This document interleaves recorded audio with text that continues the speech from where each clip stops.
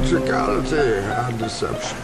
Powerful agents to the uninitiated, but we are initiated. I'm super excited! Or is it magnets? Tiny magnets placed on the ball, ensuring a strong attraction to the metal rim. Watch.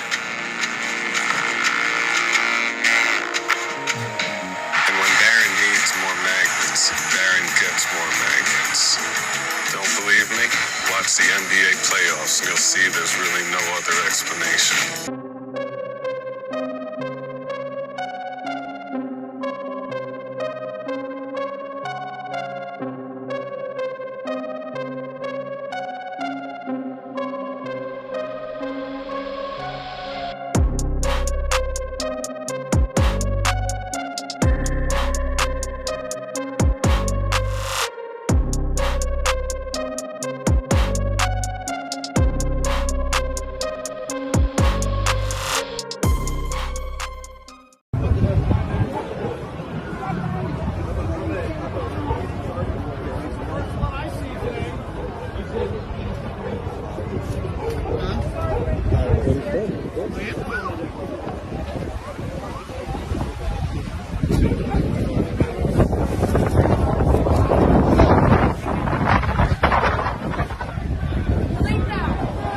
I tried to tell you that those old fireplaces wasn't used for burning coal and wood, and you didn't believe me.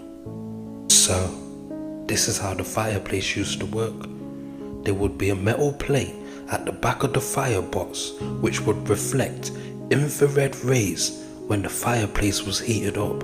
There would also be two ether capacitors in the fireplace which provokes eddy currents in the metal frame which transmits them to the metal plate at the back.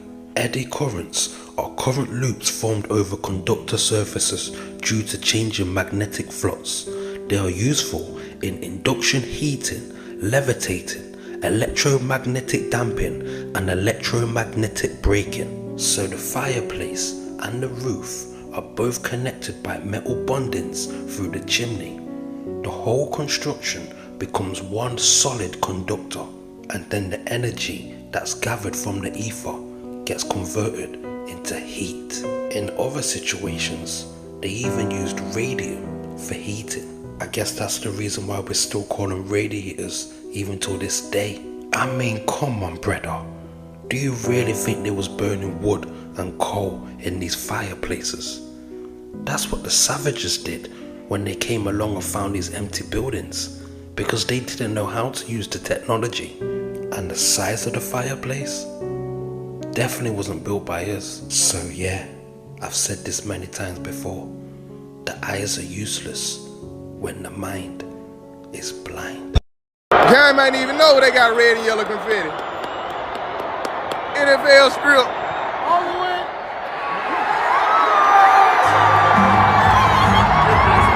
Here it is, 100% proof. The NFL is rigged, and they use magnetic gloves and magnetic balls to make these one-handed catches. I told you so. I told you so. Hi, I'm Cohen Leffler with the Minnesota Vikings, and this is the Ultimate Reception. Now every kid can catch like a pro. Come take a look. Ultimate Reception is the most innovative youth sports entertainment product in years. Players using an Ultimate Reception football and gloves are so effective they are not allowed in any high school or NCAA football game. This product is strictly for youth and athletes who want to catch like a pro every time. Ultimate Reception features a patent-pending magnetic grip system that literally makes the ball stick to your hand. And with the smallest, strongest magnets in the world on your side, it usually only takes one hand. Let's see what sort of excuses the fanboys come up with for this one. The UN deletes an article on the benefits of World Hunger. No one works harder than hungry people. They're trying to come out now and say that it was satire. But let's read on. An article published in the United Nations Chronicle website that promoted world hunger as a great positive value was taken down. Titled The Benefits of World Hunger, the post sparked outrage among Twitter users on Wednesday following criticism of the article. The link now leads to an error page. But that's okay, we found the inserts. It was written by retired Hawaiian professor George Kent, and in the article explains how hunger is needed to get workers for low-level manual jobs. The article argues that people work to fight hunger, and if there is no hunger, there will be nobody to do the manual jobs. He then goes on to state, for those of us at high end of the social ladder, ending hunger would be a global disaster. If there were no hunger in the world, who would plow the fields? Who would harvest the vegetables? Who would work in the rendering plants? Why are you running them up? Could have been a carrot in that dress, but I guess you brought pumpkins back in season tonight. Good thing there's no fairy godmother around. You'd be carting Cinderella off to the ball.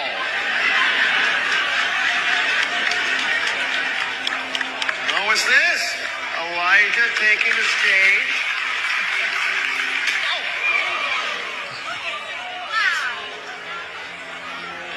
Wow.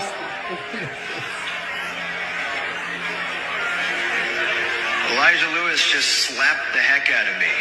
Don't you ever talk about my wife that way. Relax, my friend. It was just a joke. I'm a comedian, Elijah. You know how it is. No disrespect, Angela. You're gorgeous. I said keep my wife's name out your mouth.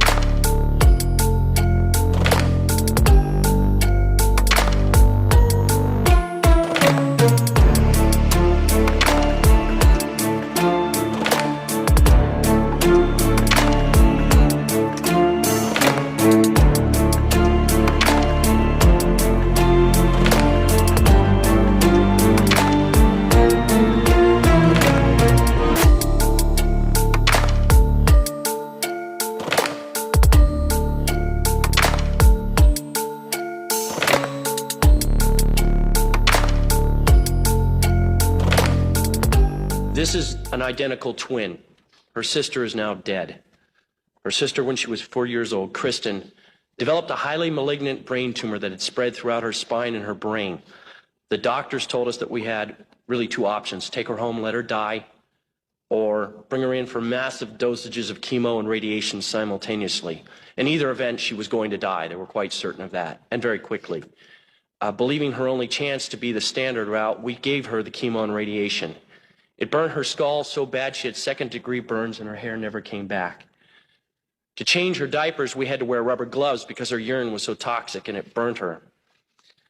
At the end of 6 months, miraculously, she survived the standard treatment, although there was a high expectation she wouldn't. She still had cancer. We were told, sorry, we've done everything we can. Now she's going to die, probably within a couple of months. My wife and I, choosing not to accept that, started reading. The first book I picked up, the third chapter, discussed Dr. Brzezinski. As you may guess, I have some expertise in fraud. In fact, I'm quite certain there are enough attorneys in the room that I could be vordeered as an expert in fraud. And I conducted my own investigation. I have no doubt the man is not a fraud. I have no doubt that he does what he does out of earnest belief that his medicine works. And now you're in a position to judge for yourselves whether it works or not. But it's well established by the FDA that it's non-toxic. 18 months later, we took my daughter off the anti-neoplastin. She had not died. She had no signs of tumor. She remained free for 18 months of cancer. Within a month, the cancer was widespread in her brain. We put her back on Brzezinski's. By the way, at the objections of our doctors, for some reason felt that it had failed her. We put her back on. Within 9 weeks, the tumor was completely gone. She died last July of neurological necrosis. Her brain fell apart from the radiation. The autopsy showed that she was completely cancer-free. Out of 52 cases of that disease ever, no one died cancer-free, just Chrissy. So she didn't die of a terminal illness. She died of my inability to care for her properly and she died from bad advice. She died because there's a government institution that disseminates false information and is not looking out for the welfare of the people. You know, ladies and gentlemen, I swore an oath 11 years ago, and I think most of us in this room swore it at one time or another, to uphold the Constitution. It says life right in the beginning.